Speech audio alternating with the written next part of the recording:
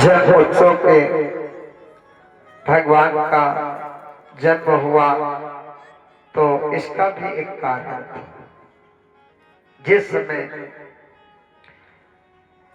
सूत जी कथा को श्रवण कर और जब द्वापर में भगवान कृष्ण का अवतार हुआ मथुरा के जेल में,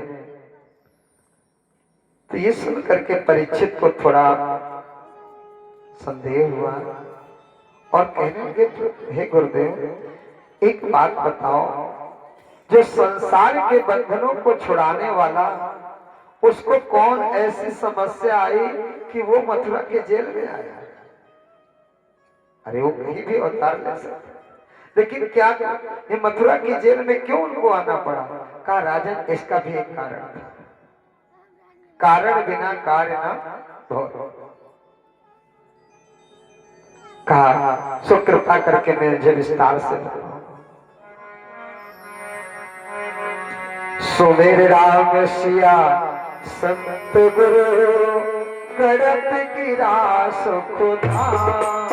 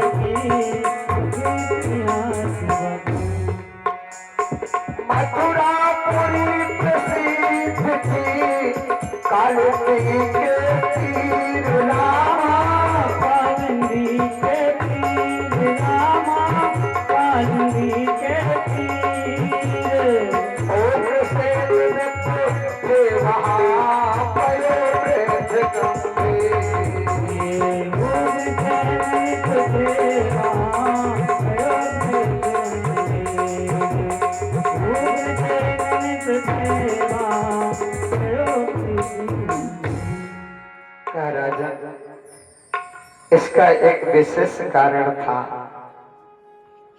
जिस कारण भगवान को मथुरा के जेल में आना पड़ा। उस मथुरा एक नगर था मधुपुर। उस मधुपुर जो नगर था वो कालिंदी के तट पर बसा हुआ था। मथुरा का दूसरा नाम है मधुपुर, जहां पर महाराज उग्रसेन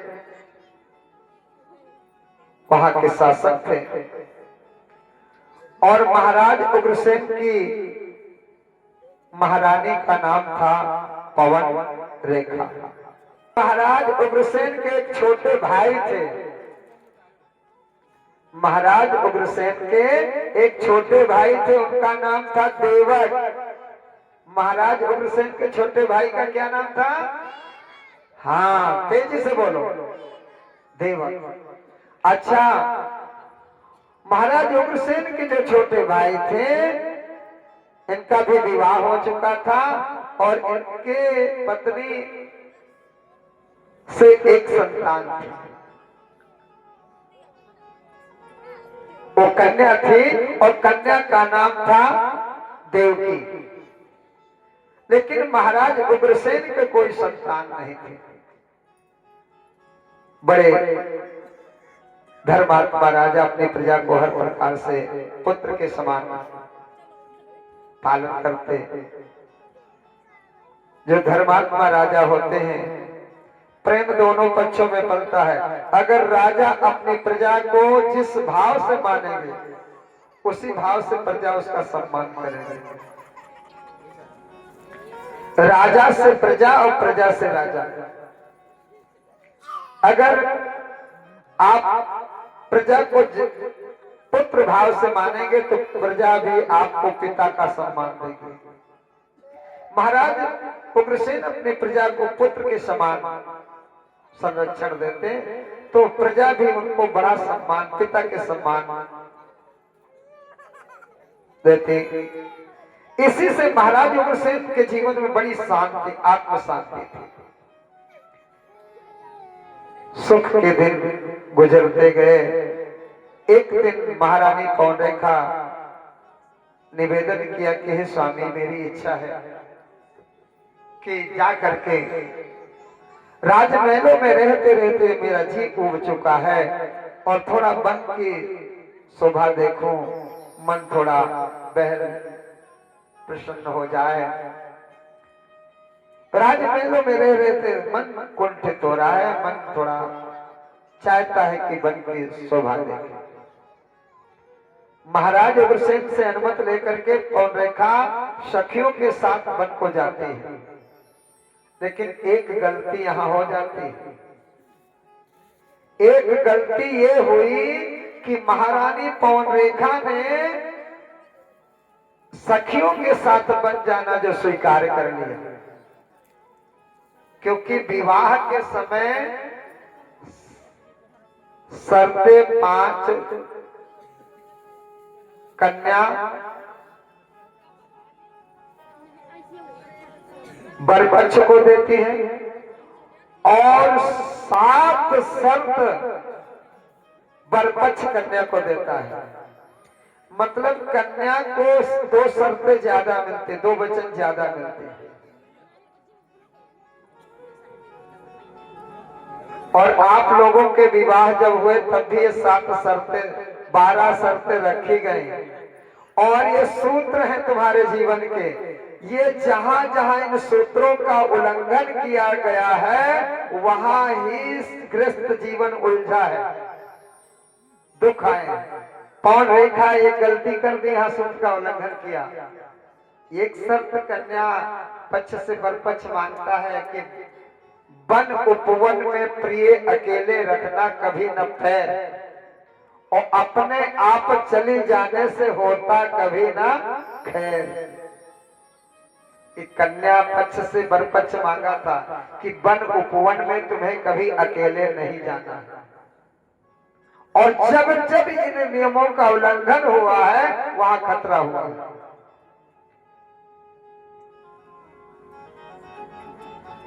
पांचों शर्तें बता दें, समय ज्यादा हो जाएगा, इसलिए 1-2 सूत्र बता दें। ये पहली गलती पौंडरेखा ने की है।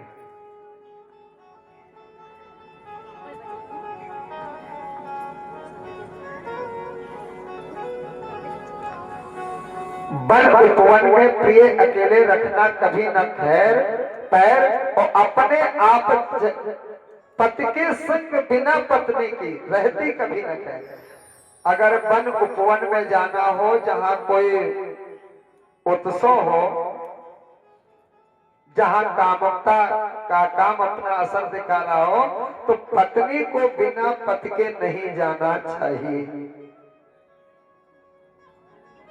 बिना पति के पत्नी की खैर नहीं होती, कुशलता नहीं होती है। पौंडरेखा ने गलती कर दी। और सती जी ने क्या दूसरी गलती की? सती जी ने कि बिन पूछे और बिना बुलाए मैके कभी न पयान, अपने आप चली जाने से होता कभी ना मान। ये दूसरी शर्त है। ये प्रभु राम के विवाह में 7 शर्तें 12 शर्तें रखी गई थी। सीता जी ने ये शर्त जो है स्वीकारा था, 5 शर्तें, और 7 शर्त प्रभु राम ने ये वचन दिया था सीता जी को कि ऐसा मैं जीवन भर ये नियमों का पालन करूंगा। और आज गृहस्थ जीवन क्यों उलझा है? कारण यही है कि इन शर्तों का उल्लंघन हो रहा है। पहली शर्त, वधू से 7 प्रश्न जो है कन्या मांगती है कि हमें जो है वधू को पहले मांगने का अधिकार दिया गया। और वधू ने मांगे बचे नहीं साथ, वधू ने मांगे बचे नहीं साथ, वधू ने मांगे बचे नहीं साथ।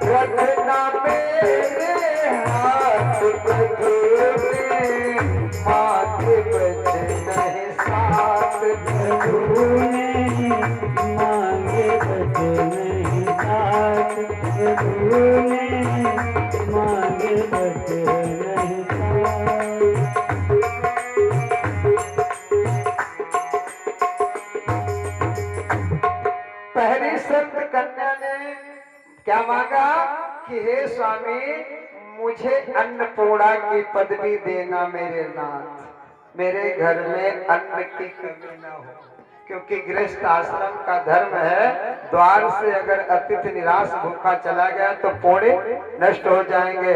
अगर मेरे घर राशन नहीं होगा तो हम बना करके काम कर देंगे। अरे राशन पानी होना चाहिए, हमारे घर में अन्न की दरिद्रता ना हो। आपका काम है बाहर से कमा करके संयोजन करना, ये आपका काम है, और घर में जो राशन पानी उसको समय से बना करके सबको खिलाना मेरी जिम्मेदारी, ये प्रबंध मेरे हाथ होना चाहिए, ये जिम्मेदारी में मुझे चाहिए, ये सेवा का अवसर हमें मिले, भोजन रसोई का काम मुझे मेरे हाथ होना चाहिए। नंबर